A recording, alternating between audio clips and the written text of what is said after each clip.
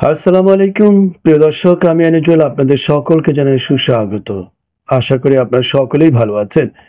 প্রিয় দর্শক, অত্যন্ত মর্মব্যথা নিয়ে আপনাদের সামনে এসেছি।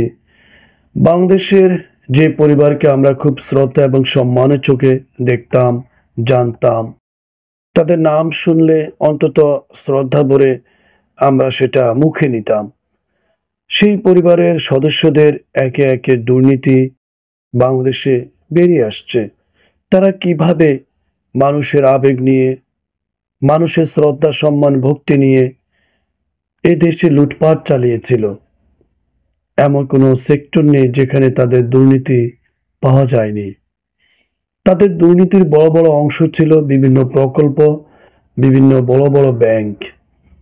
আপনারা জানতেন বা জেনেছেন, বাংলাদেশের রাজনীতিতে ছোট আপা নামে একজন শেখ পরিবারের সুকন্যা রয়েছেন। তিনি আর কেউ নন, তিনি হলেন শেখ রেহেনা। তিনি প্রধানমন্ত্রী শেখ হাসিনার ছোট বোন।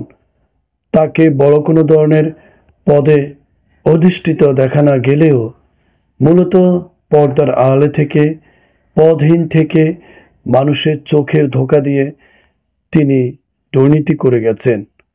হয়তোবা তার বড় বোন শেখ হাসিনার এটি একটি কূটকৌশল, যাতে মানুষের চোখের আড়ালে থেকে, আলোচনা না থেকে খুব সহজেই তিনি দুর্নীতি করতে পারেন, অর্থ লুটপাট করতে পারেন, ক্ষমতাকে আরও পাকাপোক্ত করতে, যাতে বিপুল অর্থের মালিক হওয়া যায়, তাদের বংশের লোকজন যাতে বিপুল অর্থ বৈভবের মালিক হতে পারে, সেই ব্যবস্থাই করা।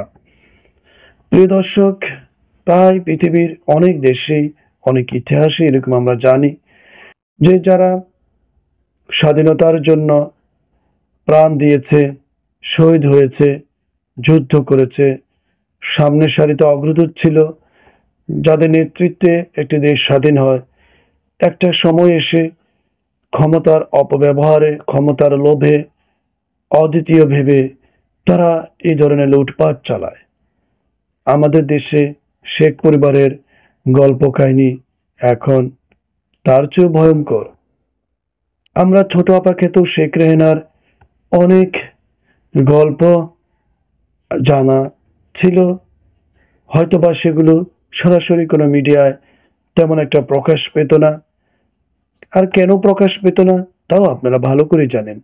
কারণ সেই মিডিয়াগুলো একেবারেই তাদের গোলামি করত।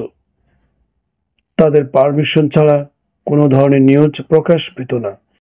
প্রিন্ট মিডিয়া, টিভি মিডিয়া, সকল ক্ষেত্রেই তারা তাদেরকে তোষামোদী করে চলত। শেখ পরিবারের কেউ অসন্তুষ্ট হবে অথবা আওয়ামী লীগের কেউ অসন্তুষ্ট হবে, এই ধরনের লেখা, তথ্য, উপাত্ত তারা কোনোদিন প্রকাশ করত না। যার ফলে তারা আরো আনন্দ চিত্তে এই ধরনের গোপন লুটপাট চালায়।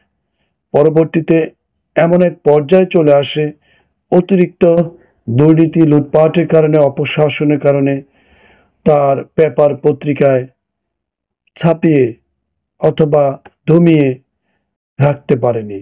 মানুষের মুখে মুখে সেটা চলে আসে। মানুষ একটা পর্যায়ে ক্ষোভে অতিষ্ঠ হয়ে ছাত্র জনতার সাথে একত্রিত হয়ে এই ফ্যাসিস্ট সরকার এবং তাদের পরিবারকে বাংলাদেশ থেকে বিতাড়িত করেছিল। ছোট আপা খেত সে শেখ রেহেনার প্রভাব এত বেশি ছিল যে তিনি বড় বড় ব্যাংক খাতগুলোকে নিয়ন্ত্রণ করতেন। তার নাম শুনলে বাঘে মহিষে একসাথে পানি খেত।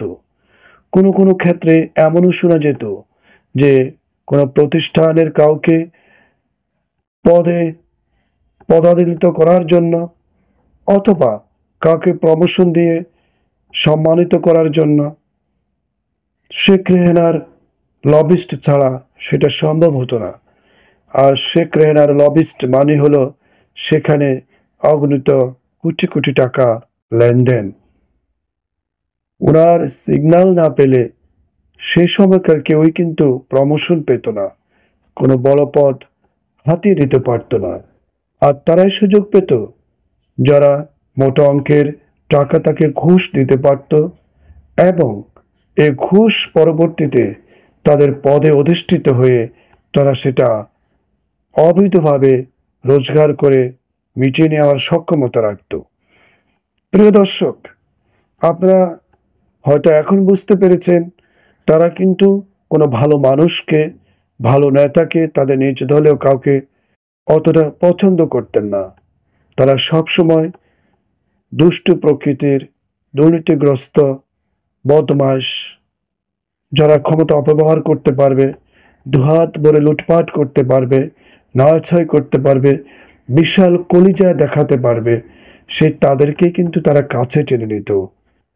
তাদেরকে বড় বড় পদে তারা অধিষ্ঠিত করত, সম্মানিত করত। পদাধিকার বলে তারা সেই সকল ক্ষমতাকে অপব্যবহার করে অবৈধভাবে কোটি কোটি টাকা নিজেরাও রোজগার করত, বিদেশে পাচার করত এবং শেখ পরিবারের সদস্যদেরকেও তারা সেটা কমিশন হিসেবে প্রদান করত। আপনারা তো জানেন, ছোট আপা খেত শেখ রেহেনা গত 13ই জানুয়ারি দুদকের একটি কমিশন গঠন করা হয়েছে। সেখানে তাদের পরিবারের, দুই বোনের পরিবারের সকল সদস্যকে নিয়ে একটি মামলার প্রস্তুতি করা হয়েছে।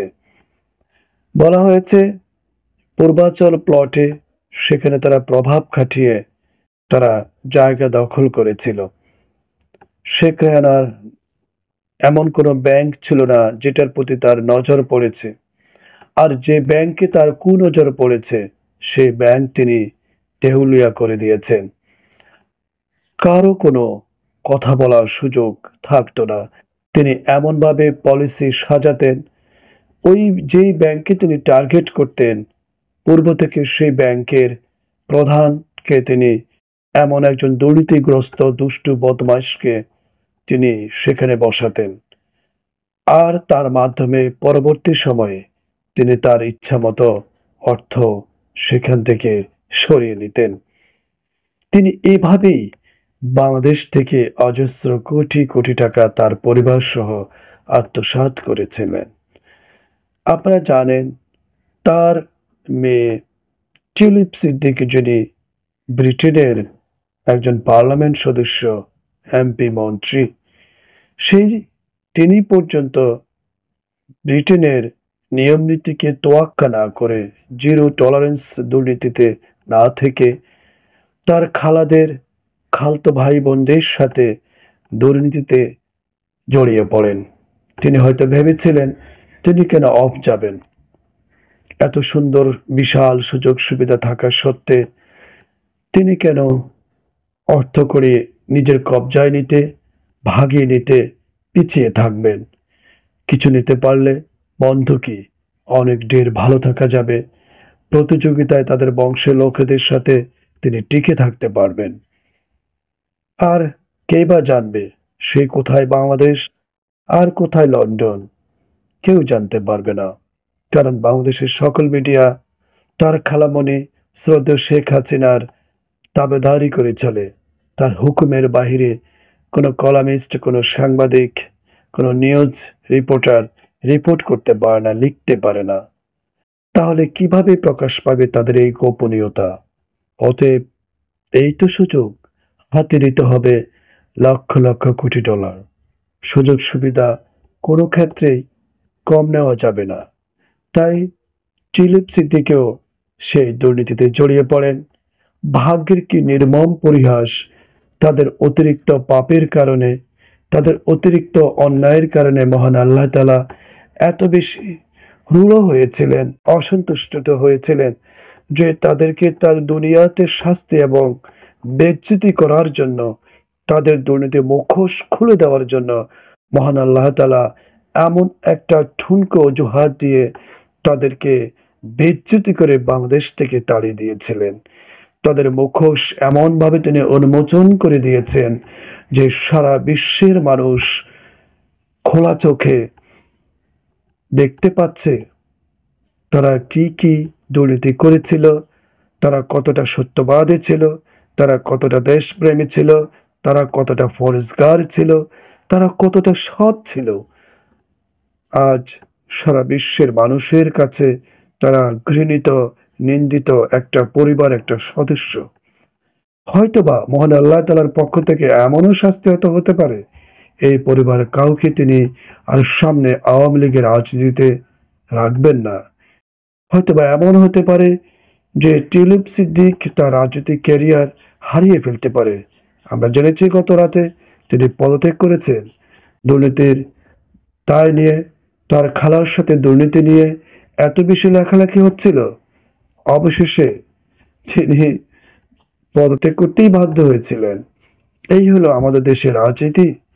আমাদের দেশের রাজনীতি মূলত শেখ পরিবারই সবচেয়ে বেশি নিয়ন্ত্রণ করতেন, আর তারাই সবচেয়ে বেশি সোচ্চার ছিলেন। তাদেরকে আমরা সত্যি সম্মান করি, এখনো সম্মান করি, আমরা সবসময় সম্মান করব। হয়তোবা তারা তাদের নীতিতে থাকতে পারেনি, নৈতিকতা নষ্ট করে ফেলেছে, লোভে পড়ে হোক, ক্ষমতা বেশি চোখে পাওয়ার পর, হাতে পাওয়ার পর, দেখার পর হয়তোবা তারা নিজেদেরকে সংবরণ করতে পারেনি। কিন্তু বাংলাদেশের স্বাধীনতার ইতিহাসে শেখ পরিবার যে ত্যাগ করেছিল, শেখ মুজিবুর রহমান সাহেব যে আত্মত্যাগ করেছিলেন, তার ক্ষমতা সেটা নাই বললাম।